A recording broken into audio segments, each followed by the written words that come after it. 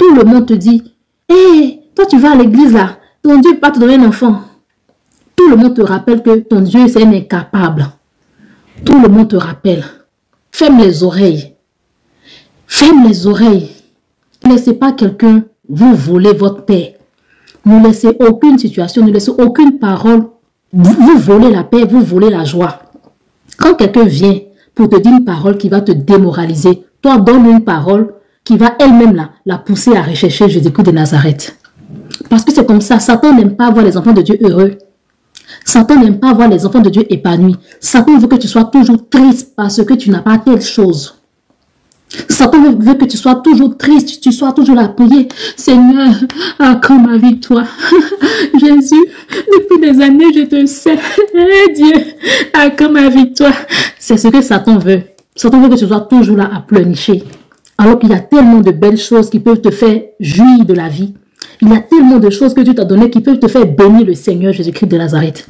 Je veux dire à quelqu'un ce soir, tu n'as pas ce que tu veux, mais regarde les autres choses que Dieu t'a données et bénis le Seigneur Jésus-Christ de Nazareth. Tu n'as pas un enfant, mais tu as un mari. Chaque jour, Seigneur, merci parce que je ne suis pas seule. Merci parce que je ne suis pas célibataire. Seigneur, merci parce que je n'ai pas d'enfant, mais j'ai un homme qui m'aime. Seigneur, merci parce que je n'ai pas d'enfant, mais j'ai un travail. J'ai des neveux, j'ai des cousins. Seigneur, merci. Tu n'es pas encore marié, mais tu as des hommes qui te cotisent. Au lieu de toujours pleurer, ah Seigneur, mon âge avance. Oh Seigneur, mes copines sont mariées. Même ma petite soeur s'est mariée. Oh Jésus. Ma chérie, c'est ce que Satan veut. Satan veut que tu sois toujours là à te morfondre. Change ta manière de prier, de prier désormais. Et dis Seigneur, je ne suis pas encore mariée. J'ai 40 ans, j'ai 30 ans, j'ai 35 ans, j'ai 45 ans. Je ne suis pas encore mariée. Mais je te dis merci Seigneur parce que je suis une créature merveilleuse. Seigneur, je te dis merci parce qu'il y a au moins un homme qui est là, qui pleure, qui dit qu'il est fond de moi. Ça veut dire que je ne suis pas invisible. C'est juste toi, ton temps qui n'est pas encore arrivé. Vous voyez mes sœurs, tu n'as pas de boulot. Au lieu de rester là à te morfondre, Seigneur, j'ai beaucoup de diplômes, mais pourquoi depuis je ne travaille pas? Ah, Seigneur, je suis fatiguée, j'en ai marre. La marche chrétienne, c'est... Moi je vous parle comme ça parce que j'étais comme ça avant. Mais je vois que ça, en fait, ça retarde la marche chrétienne. Ça retarde la percée spirituelle. Tu n'as pas de boulot. Tu postules, tu sens dans la conscience que tu postules. Tu sens dans la conscience que tu as prié, tu as pris des temps de combat. Et tu n'as pas de boulot. Dis Seigneur Jésus-Christ, je te remercie parce que depuis je n'ai pas de boulot. C'est une manière pour toi de me dire que c'est le moment pour moi de chercher à découvrir mes dons et mes talents. Parce que grâce à tes dons, grâce à tes talents, tu peux te nourrir. J'ai pas l'habitude de dire que moi, si aujourd'hui on dit toutes les entreprises de la France ou même du monde entier sont fermées, moi grâce, je ne veux pas chômer. Moi racheter, je ne veux pas mourir de faim. Pourquoi? Parce que j'ai des dons, j'ai des talents que je peux monétiser. Donc, changez. Si vous voulez faire des percées spirituelles, vous voulez être des chrétiens stables, des chrétiens qui sont épanouis, des chrétiens qui connaissent le goût de la chrétienté, qui jouissent. On dit qui jouissent ou bien qui jouissent. En tout cas, mon frère, mais prenez-moi comme ça. Des chrétiens qui connaissent vraiment, qui prennent plaisir dans la marche chrétienne. Changez votre manière de prier. Arrêtez d'être toujours là à attendre de Dieu. Il faut que Jésus-Christ fasse ça. Mais toi, qu'est-ce que tu fais pour Dieu?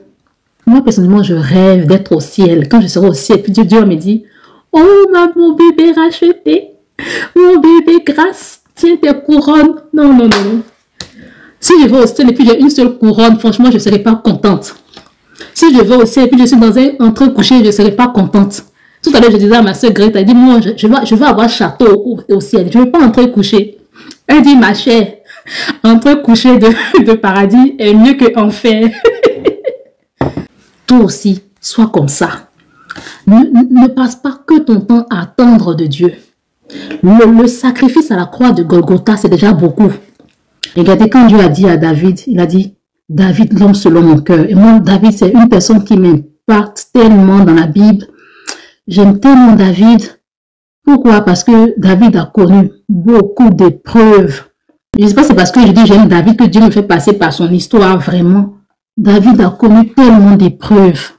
David, c'est le gars qui, lorsque tout autour de lui disait, écoute, renonce à l'Éternel des armées. Mais c'est le gars qui disait à son âme, mon âme, bénis l'Éternel. Waouh! Est-ce que nous sommes arrivés à cette dimension?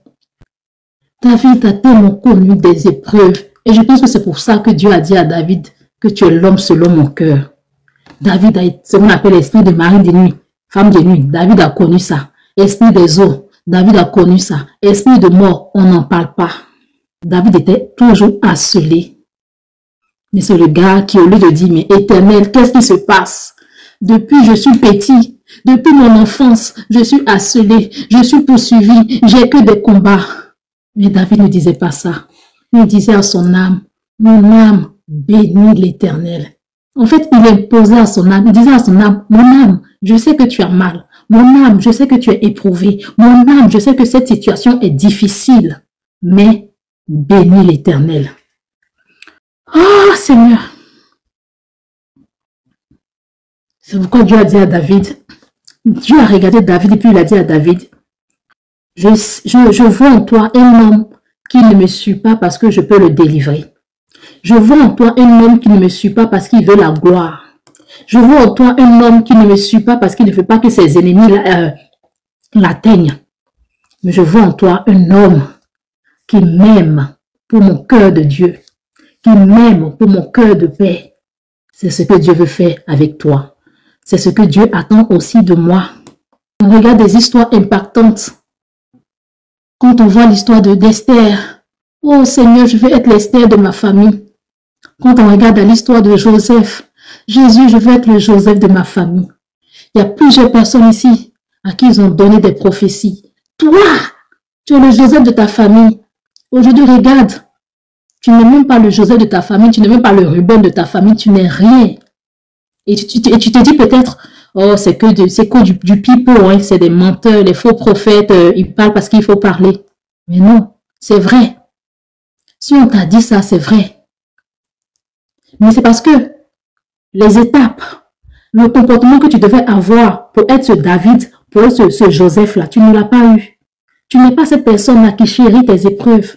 Tu n'es pas cette personne-là qui s'attache à Dieu quand elle passe par des épreuves. Je peux comprendre. Je peux comprendre qu'il peut arriver parfois de pleurer. Mais moi, avant-hier, j'ai pleuré. J'ai dit, mais Seigneur, c'est difficile pour moi, Seigneur. J'ai pleuré, j'ai dit à Dieu, Seigneur, c'est difficile pour moi. Je ne finis même pas de finir avec une autre épreuve. Dès que je m'assois un peu net, automatiquement, il y a une autre épreuve. Donc, j'ai pleuré devant l'Éternel. Mais j'ai fini, j'ai essuyé mes larmes. Donc, il peut arriver des moments de pleurer. Un jour, tu vas pleurer. Même tu ne vas pas pleurer, dormir avec. Tu ne vas pas laisser la pluie, le soleil se coucher sur ta tristesse. Tu pleures. Seigneur, j'ai mal. C'est difficile pour moi. Tu finis de pleurer, tu viens te libérer. Tu essuies tes larmes. Tu te relèves. On continue la marche. Amen. Que le Seigneur vous aide. Que le Seigneur vous fortifie. Que le Seigneur restaure quelqu'un. Ne lâchez pas Jésus.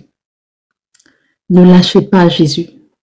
Dites à Jésus-Christ, aide-moi à avoir le comportement qui va avec. Saint-Esprit, montre-moi comment je dois me comporter dans cette épreuve.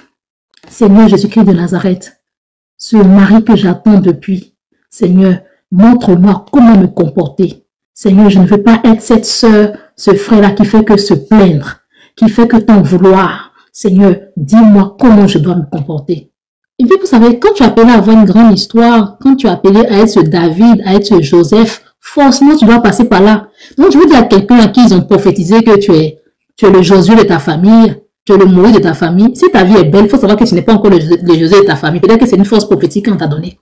Parce qu'aucun vrai grand n'a une vie simple. Quand je parle d'un vrai grand, je ne dis pas que tu seras riche, quand tu vas marcher, quand tu seras dans tes véhicules, il y aura des cortèges. Non. Un vrai grand, c'est celui qui impacte les vies.